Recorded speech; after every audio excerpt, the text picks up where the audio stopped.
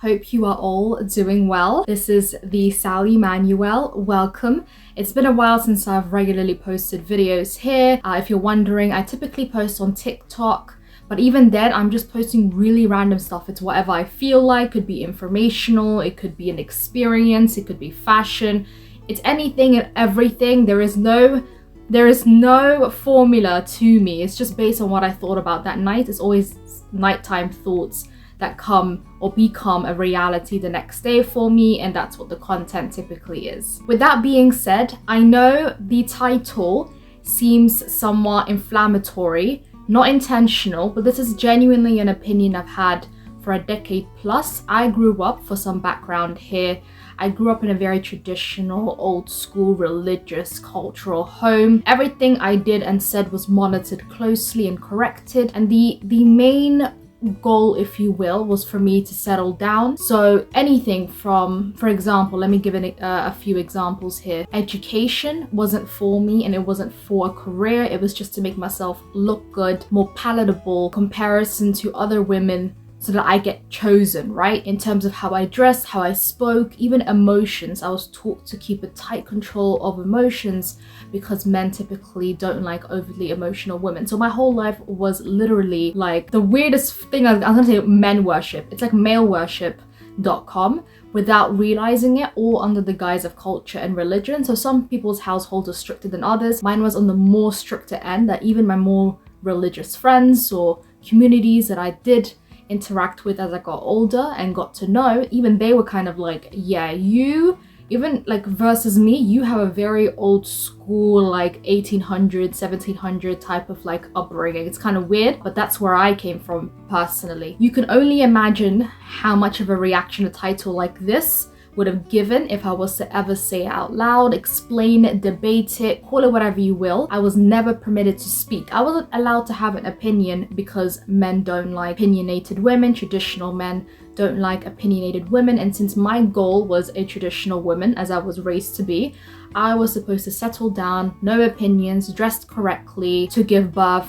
to the next set of offspring. And the funny thing is, up until maybe my early mid-20s, I believed that exact thing, and I couldn't imagine a life where I had choices. The idea of me having choices and doing whatever I want seemed crazy to me, like something that's like out of a movie. And it's only in recent times, like very recently, I'm still in my 20s, that I put two and two together and was like, my ass got played. My booty got played, and I just didn't realize it because like I said, I didn't know there was an alternative life that I could have lived. Now, given that very long introduction or background, if you will, I can explain to you guys why I believe marriage or arranged traditional marriage is not too far off for women in terms of opportunities, in terms of risk, if you will, pros and cons, than sex work like OnlyFans is. Sex work is defined as giving some sort of sexual service or services in exchange for maybe monetary gain, financial compensation, or gaining something of material tangible profit or gain. So you're doing it in exchange for something, right? And arranged marriage or traditional marriage, the way I was raised, that I was prepared to go through, was I'm supposed to be given to the highest bidder meaning the person who has the highest paying job, in exchange for my purity. So my purity, so it's the opposite extreme, but it has the same mantra or state of mind, if you will. So I would go to the person who makes the most amount of money, and that's the most basic consensus. So it's typically cultural or political alliances that they look for, but overall I'm given to the person who makes the most amount of money. So for me, even though I'm not a gold digger, ironically fit the definition somewhat, I'm still going for money. So the guy I'm talking to would be money oriented, and that's what I was trained to do. However, the reason why many of you guys might not have heard of that or seen that before is because it's very taboo. Like, you can't go up to a guy and be like, how much do you make, or what's your position, because they know you're referring to money and they're not born yesterday. Simultaneously, or as an example, in today's society, you cannot ask a woman her body count without looking envious or prehistoric in thought. So in that manner, I'm supposed to keep a lookout for that, and I see that similar to worker looking for the most amount of material gain for her body, because at the end of the day it's still connected and related to the woman's sense of purity.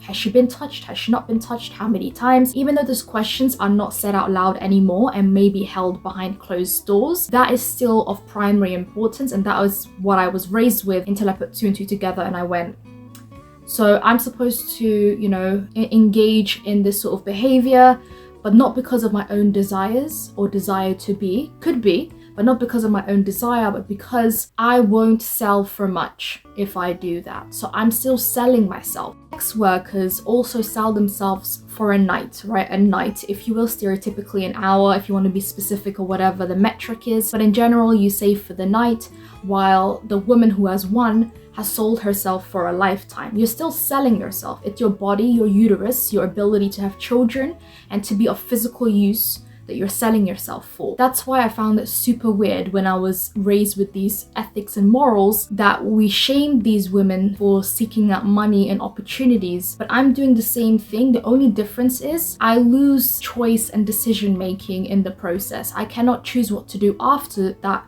union is created, because frankly, I mean, now it's a bit different, but in a general sense, especially in the 2000s where I was raised, the money is not yours. Finding work is possible but very difficult to do, right? And since the male counterpart has the money, is making the income, you follow his lead, his rules, his decisions, his desire for intimacy, whether you actually want it or not. And that's what life as a woman is supposed to be. Under the belief God made us woman and man and woman, and as a woman, my duty is to get down and busy, provide in terms of food and comfort, keep my emotions in check. So I'm still selling myself, but I'm losing choice and I'm losing opportunity as a result. However, for either or party, you are losing age. You are aging, and while you are aging, you're losing said opportunities. Whether it's marriage or sex work, both become more difficult to obtain a financial gain from with age. So all in all, for me, it always has been a lose-lose situation. The first being marriage, you at least get seen a certain way and treated a certain way as a result of that union. And that also happens with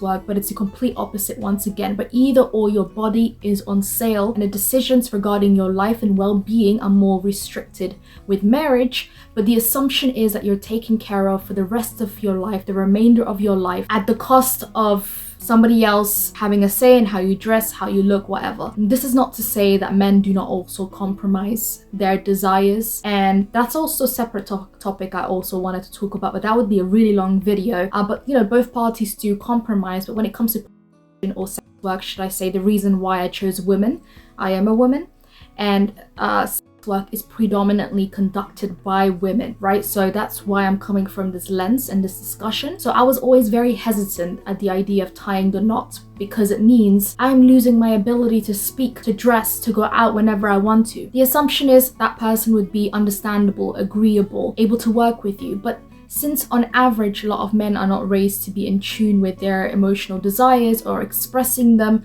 and are ridiculed for them, it's also very hard on them as well to be that perfect companion for the woman. But the system was created not about enjoying each other's company. Okay, so my phone timed out right then and there, but the ending of that sentence was, it wasn't made for enjoying each other's companionship, but more so for survival. Survival was the ultimate goal. How do we ensure our lineage exists, survives, thrives, keeps going on, our money doesn't get lost, our land doesn't get taken? So that's what marriage was about. So it was always about the most amount of money, wealth, power. Money was always an equation, and for the woman, her body was always a part of the equation. The only difference, in my opinion, is that one is socially acceptable, the other is not. And if I am to go further or a step further, one is short-term and the other one is a long-term contract that you are binding. Either way, for me, bottom line, you are still selling your body as a woman. However, one's ethical or ethically accepted, morally accepted, one is celebrated, one is acknowledged by both genders, because I'm referencing this in terms of both male and female, or should I say both sexes. And the other is seen as horrific, terrible. You are still engaging in intimacy.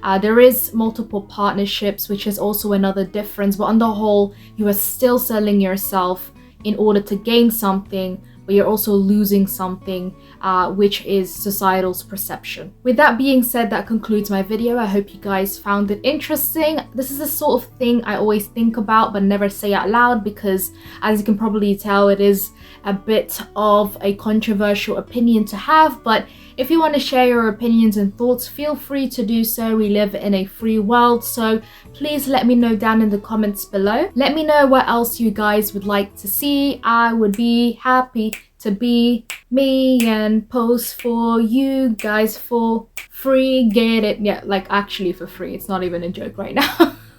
Point being, just comment, subscribe, like, share, do what you have to do, and I'll come back with something at some point somewhere as well. So yeah, thank you. Take care.